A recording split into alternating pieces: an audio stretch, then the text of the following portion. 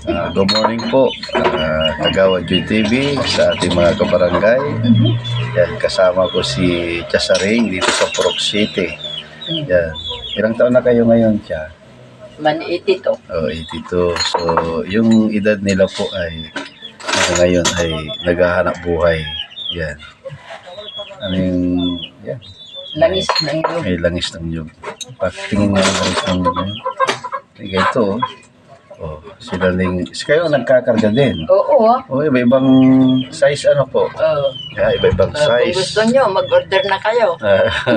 Ang musling suki nyo sa Baguio, no? Oo. Oh, yun. Ang bango po siya. Ito po ay, yan, mabango yung langis ng nyug. Ibang klase. Tingnan ko ibang klase siya. Yung botilya nyo, Ano?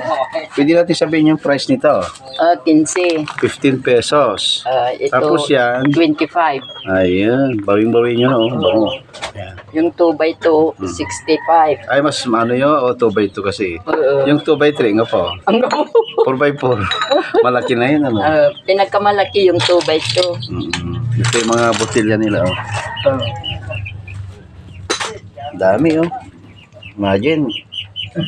Sila yung nagre-repack, sila yung nagkakarga. Ito yung 2x2, oh. Yan. 2x2. Ito yung 65 siya. Wholesale laman. On. May kinlaman. Deliver. Deliver. Bahala na sila. Bahala na. PT. So, lapida. So itong mga botilya nyo, binibili nyo sa mga kwan, Yung shop. tapos nililinisan. Yun. Babad sa sabon.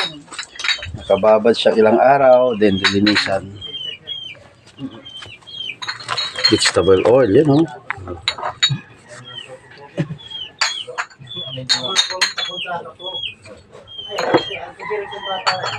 Doy simba, dala sa isang linggo, ilan ang kwan nyo, biyahe nyo?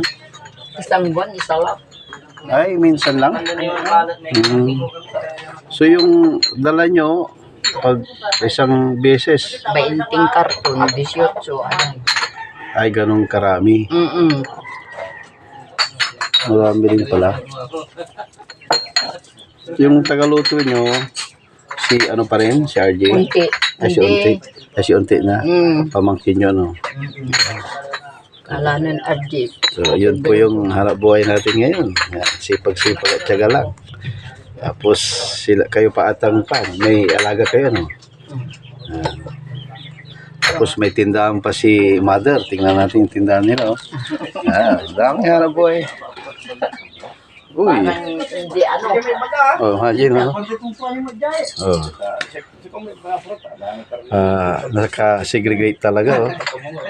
Yun, sila yung nakita kong nagtitinda, ganong edad ay maayos, oh. Kaya nagpansin ko ngayon sa loob, oh, malinis. Mahilig sa negosyo si Mother. Di ba noon nagtitinda rin kayo ng kwan, yung Chasaring. Yung hindi, ang alam kong tinda yun rin noon pagdating ng December, yung bibingka. Oh, bibingka. Bibingka. Simba ng gabi ng simba. Gabing simba mo. Tapos noon, nung mabata pa sila, kwan, Kuya Balyan, bukayo, ano? Bukayo. Ilang taon kayo nagbukayo? Tigaran to.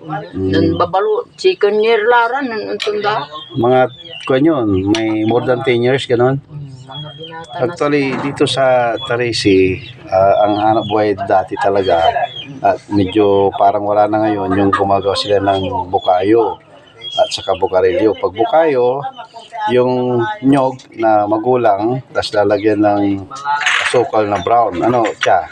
Masamihin ang basama. Yung bagas. Bagas saka pulitipot. Pulutipot. Inatilay pulutipot.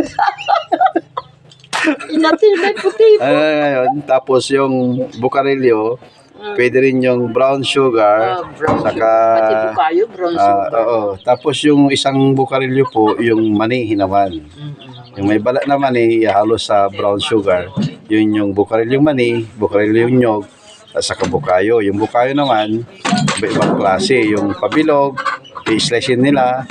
Yun, may linga. Lagyan ng dahon pa ng marunggay, ano? Dahon pa ng ng saging. Mabango siya. So ngayon, sa Barangay Tarisi parang wala na. Paggawa ng ubi, pastillas, yung ano pa isa, yung tamarind. Tamarindo. Yung tamarindo. Oh. So, iwan natin si Cesarin kasi busy pa. Ito, thank you, Cha. Sige, sige. Mga tini. Sige. Sige. Bye-bye. Sige, bawal.